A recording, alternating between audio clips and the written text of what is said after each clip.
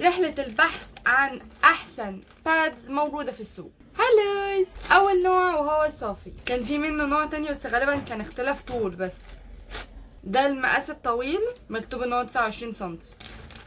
هي من النوع اللي هي لازقه منها فيها كده، مفيش اللي هي الكليبس اللي بتقفلهم في بعض. فده فيه عيب، لما باجي قلع واحده واحط التانيه في جواها بكعورها كده، ما بعرفش اكعورها عادل، فبتبقى مفروده في الزباله، مش شكلها زفت.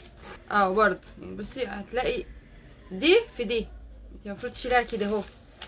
ده كده سمكها، طولها فعلا 29 سنتي بالظبط.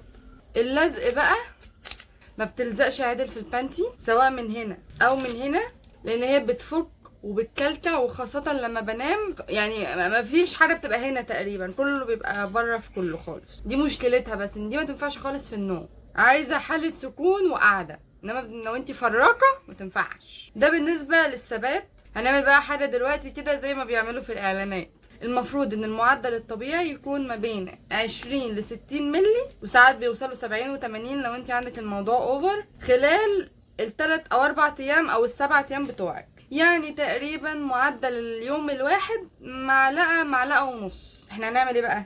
هنستخدم الكركريه كعامل مساعد. هجيب ده كده اهو، وهجيب معلقه كبيره، نحط ادي معلقه، ادي التانية. لا ده ايه ده قليل قوي اعتقد يعني، ولا هي اللي شربته بسرعة. منديل بقى، حانت لحظة الحقيقة. الله، لا بتبقع جامد كمان. هي من ناحية انها اتشربته، فهي بصراحة يعني اتشربته، بس بتبقع. بس كانت تجربة كانت متوسطة، يعني انا ما حسيتش بأزمة في موضوع البقع ده قوي. خش على النوع اللي بعده. النوع اللي بعده هو مولبد. انا جايبة منه ادي 2 ادي 3 انواع، ودول اللي انا لقيتهم. لا ده كان في واحد رابع، السمك كان تخين قوي وما بيثبتش وبيبقع وحالته بلا ازرق، وكنت حاسه ان انا لابسه بامبرز، فانا بجد استخسرت ان انا اجيبه. احنا هنجرب ال3 انواع الباقيين ونشوف. اول نوع اللي هو protective barriers، ده عادي زي الانواع الطبيعيه خالص. بصي يا ستي، فيها حوادث كده لبني حوالين البتاع علشان يمنع التسريب. اولا مشكلتي معاها بس انها واخده وضعيه البامبرز. النوع ده المفروض ان هو اكسترا لونج، يعني المفروض اطول من صافي. هي مش اكسترا لونج ولا حاجه، هي 30 سنتي بالظبط. الكلكعه لا، ما كانتش بتكلكع زي صافي بصراحه. صافي كانت بتتكعور كده في قلب بعضها، بس الباريرز دي يعني انا ما حسيتش ان هي ليها لازمه قوي. المهم ادي معلقه. الله، هي قبت كده ليه؟ المنظر العفش دي. لا يعني ما طلعتش قوي، شفطتها، مفيش حتى ملمس الميه ده مش موجود. كامتصاص لا حلو بصراحه، كبقع ما بتبقعش، كلزق متوسطه، كطول طويله جدا. الريحه ريحتها عاديه خالص زي صافي، ما فيهاش اللي هي العطور دي يعني. بالمناسبه انا كنت بقولك انا بعمل كده واقوم لفاها مكوراها على بعض، وبستخدم دي عشان اقفل كده اهو، برجعها لاصلها. نخش على النوع التاني بتاع مولبت. دي بريحة مسك وردي، هي ليها ريحة، واكسترا لونج برضه. ريحتها قوية وحلوة، رفنطوعة، نفس اللزق تقريبا. الأجنحة بتاعتها طويلة شوية، 30 سنتي. لو انتي من النوع اللي بتعملي افرازات ريحتها مش قوي يعني، فدي لا، بتمنع ان اي روايح تطلع بصراحة. هسيبها شوية. وبالمناسبة صافي اصلا مكتوب عليها ماكسي ثيك، ومولبد مكتوب عليها ماكسي كومبريسد، يعني مضغوطة شوية او اكتر، بس هي لا مش باين عليها انها مضغوطة خالص، ده كداب يا. وده كمان ماكسي كومبريسد، بس ده باين عليه فعلا ان هو ماكسي كومبريسد، او يعني مضغوط قوي. القطنة ما بتكدبش. بصي يعني برضو ايه، كام نقطة كده. بتكلكع ولا لأ؟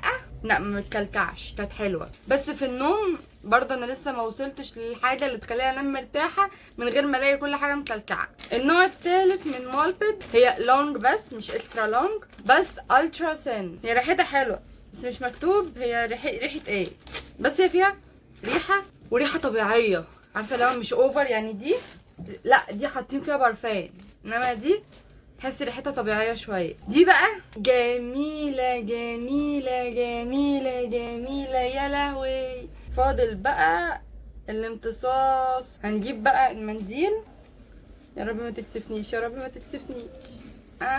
يعني طلعت كام نقطه بس، شغاله عشان انا بحبها بصراحه. فدي اكتر واحده مريحه في اللي فات. اللي بعدهم دول 3 انواع يعتبروا قريبين من بعض شويه، والثلاثه من شركه برايفت. النوع ده برايفت ميستين، واللي هي العاديه النورمال ميستين. بصي كتكوته نونو خالص، حاجه كده صغنونه خالص كده بتسلم عليكم. ناشفه شويه، اللزق بتاعها فوق الممتاز، والأجنحة نفس الكلام بتثبت بطريقه بشعه يعني. واكتر نوع انا ارتحت فيه وحسيت فعلا انا مش قلقانه من حاجه، مش حاسه ان انا لابسه حاجه، حاسه ان انا عايشه طبيعيه خالص كأن مفيش حاجه. ملمسها قطني وناعم اكتر من اي نوع فايق، ملهاش ريحه خالص. وده ممتاز على فكره، لان فتره المراهقه اكتر فتره بتبقى معرضه فيها للبكتيريا، فاي حاجه فيها ريحه ممكن تاذيكي شويه، فدي نوع ممتاز. نجرب بقى الامتصاص. انا عايزه اقولك ان انا حاسه اصلا ان معلقتين كبار دي حاساها كتير قوي، لان معلقه ونص اصلا يعني تقريبا 20 مللي. نسيت اقولك الطول، طولها 21 سم. نجيب بقى منديل، انا امي هتفزقني على كميه المناديل اللي انا بهدرها دي.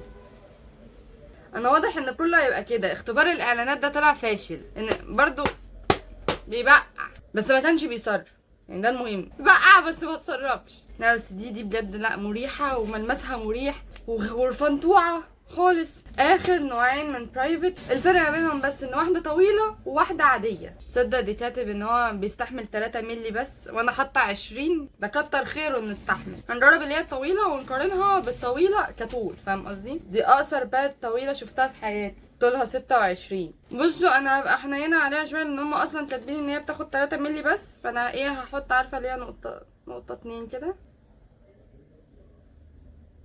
معلقه. اصل مش معقول انا ما بقاش كده. هي لاجل الامانه ما بتسربش وما بتكلكعش. دي بقى لو بتعملي ايه اتنططي مهما تتنططي مش هتكلكع، ممتازه بجد. من حته الكلكعه دي مش موجوده.